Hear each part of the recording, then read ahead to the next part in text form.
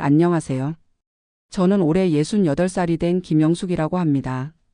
제 이야기가 비슷한 상황에 처한 다른 분들께 도움이 되길 바라는 마음으로 용기를 내어 글을 씁니다.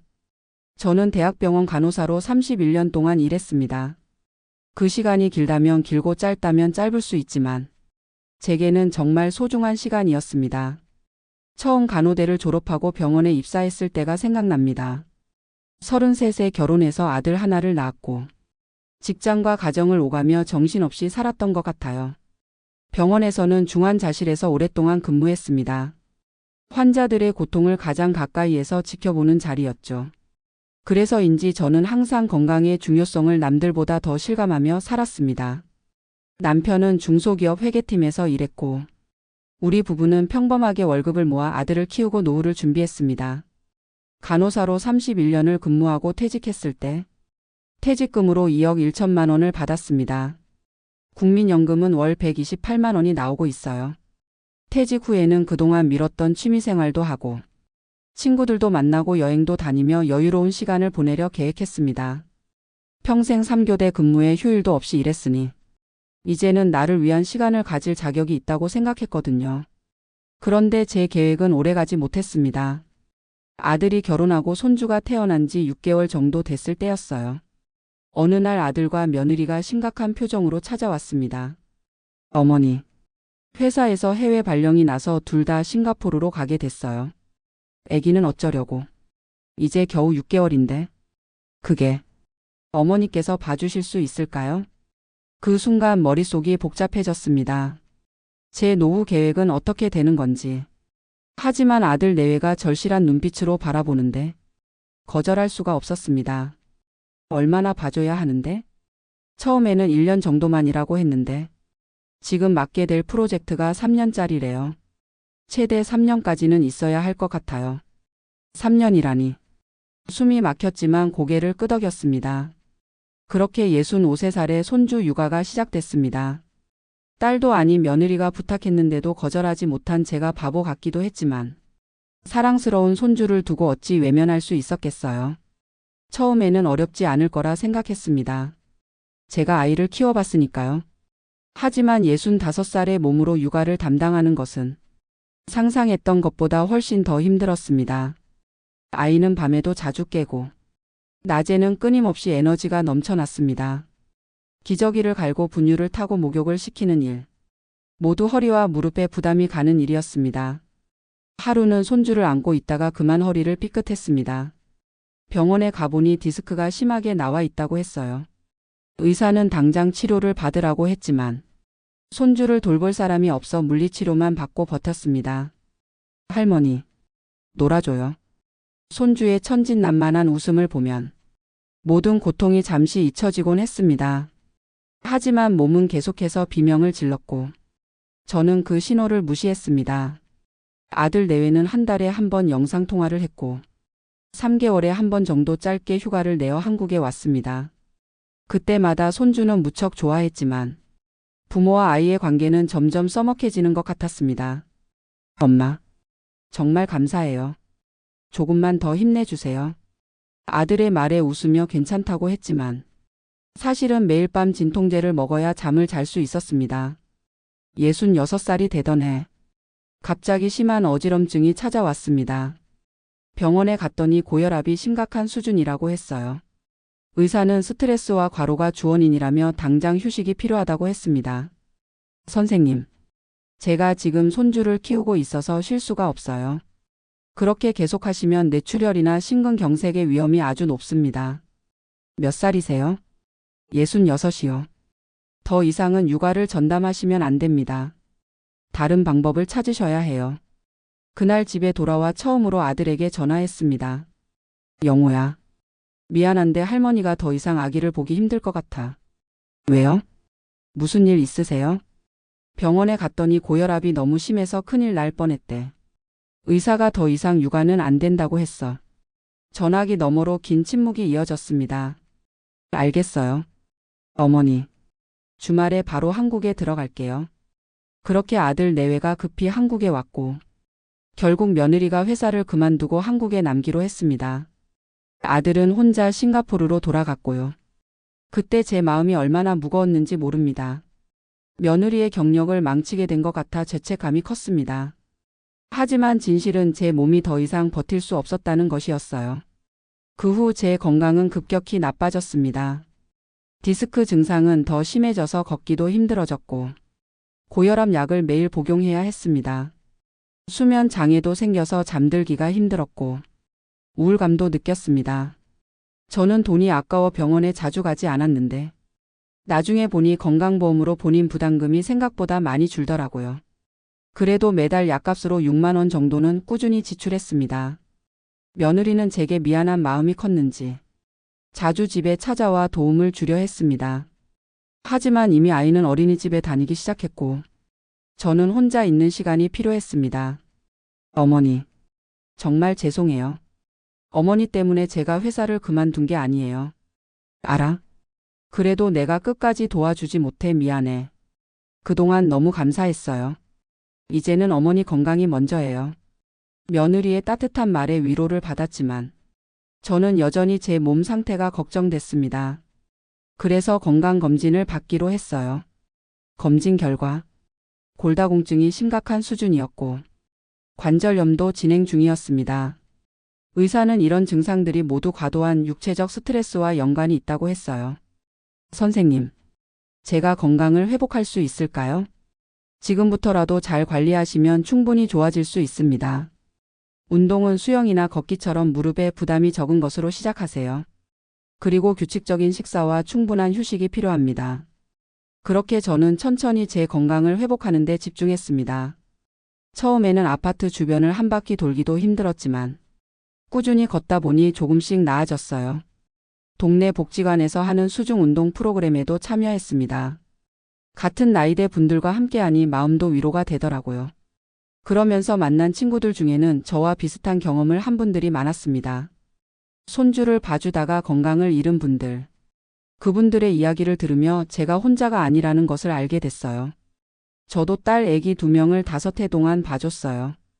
결국 무릎 연골이 다 닳아서 인공관절 수술까지 했답니다. 저는 요즘 젊은 부부들이 당연하게 부모에게 육아를 맡기는 것이 이해가 안 돼요. 우리도 다 키워봤잖아요. 이제는 우리 시간이 필요한데. 이런 대화를 나누다 보니 제가 느낀 감정들이 자연스러운 것임을 깨달았습니다. 죄책감을 느낄 필요가 없었던 거죠. 저는 복지관에서 만난 친구들과 함께 취미생활도 시작했습니다. 수채화 교실에 다니며 그림도 그리고 요가 수업도 들었어요. 그러면서 조금씩 활력을 되찾았습니다. 아들은 싱가포르에서 1년 더 일하다가 한국으로 돌아왔고 이제는 손주가 초등학교에 입학했습니다.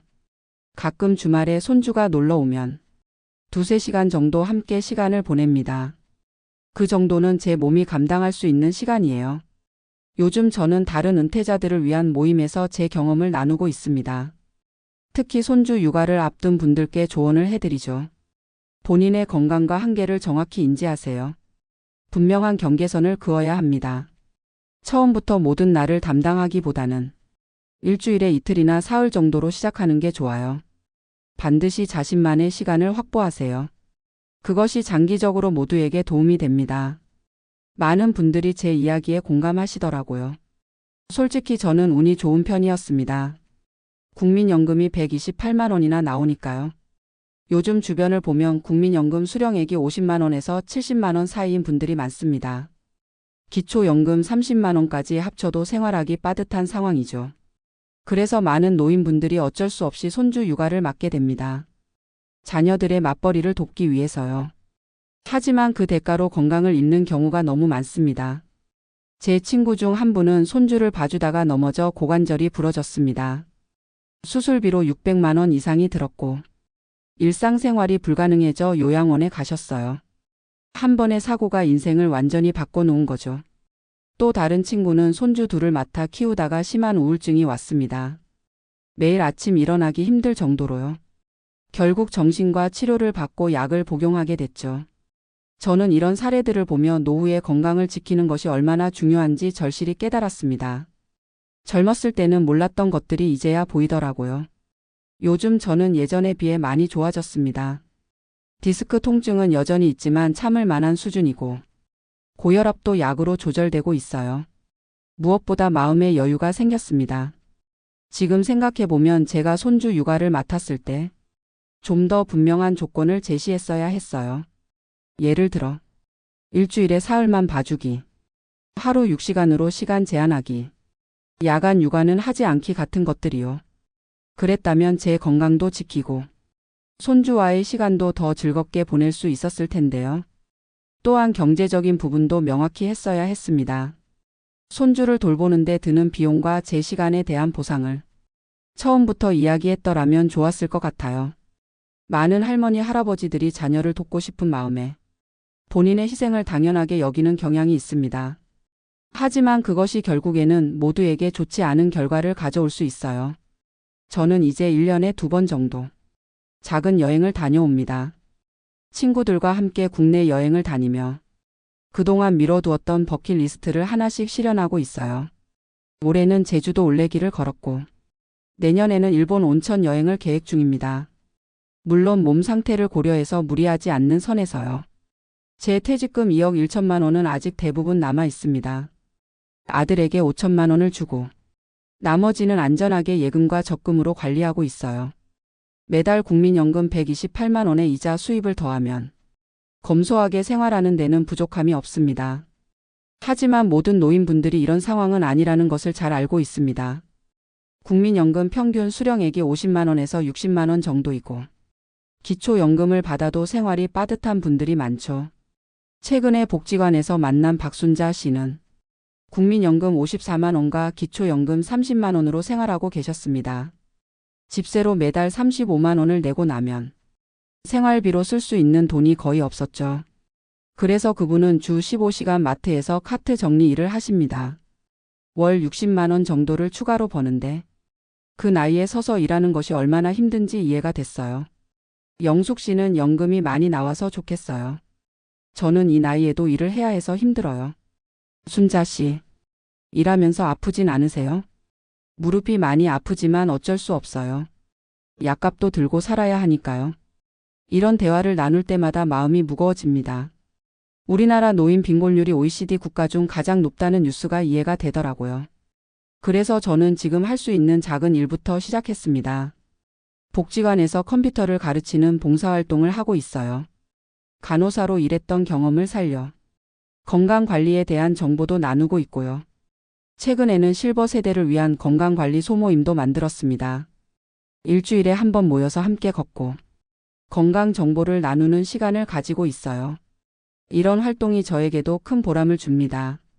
지난달에는 복지관에서 특별 강연을 요청해서 은퇴 후 손주 육아에 관한 이야기를 했습니다. 제 경험과 함께 알아두면 좋을 정보들을 정리해서 말씀드렸죠. 손주를 돌보기로 했다면 처음부터 명확한 규칙을 정하세요. 본인의 건강 상태를 정직하게 평가하고 무리하지 않는 선에서 약속하세요. 가능하다면 비용 부담에 대해서도 솔직하게 이야기하세요. 음식비나 장난감 비용 같은 것들은 부모가 부담하는 것이 맞습니다. 무엇보다 자신의 시간과 여유를 포기하지 마세요.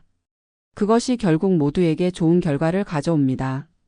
많은 분들이 고개를 끄덕이며 공감해 주셨어요. 아마도 비슷한 고민을 하고 계신 분들이 많았던 것 같습니다. 강연 후 한 할머니가 다가와 이야기를 나눴습니다. 저는 내일부터 손주를 돌봐주기로 했어요. 딸이 복직하는데 어린이집에 보내기에는 아직 어리대요. 어떻게 해야 할지 걱정이었는데 오늘 좋은 말씀 감사합니다. 처음부터 분명한 조건을 이야기하세요. 건강이 가장 중요하니까요. 그분은 고맙다며 눈물을 글썽이셨습니다. 아마도 많은 분들이 비슷한 상황에서 어떻게 해야 할지 몰라 고민하시는 것 같았어요. 저의 이런 활동이 작게나마 도움이 된다면 그것으로 만족합니다.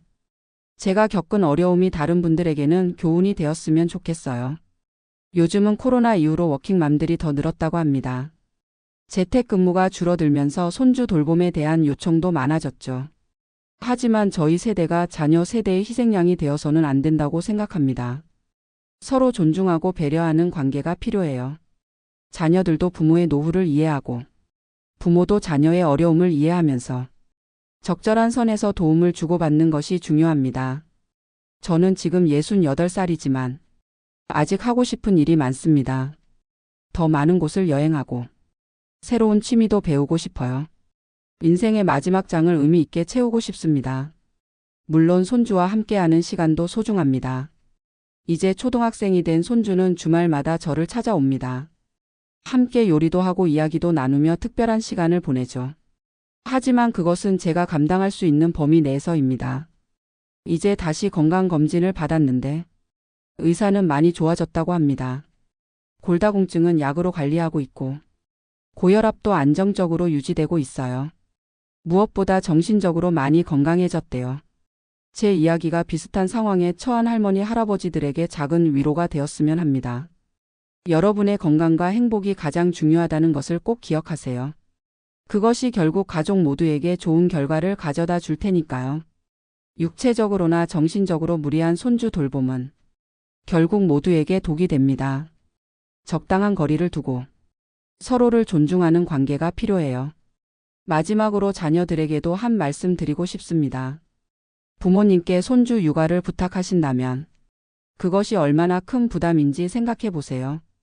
경제적인 보상과 함께 부모님의 건강과 시간을 존중해 주세요.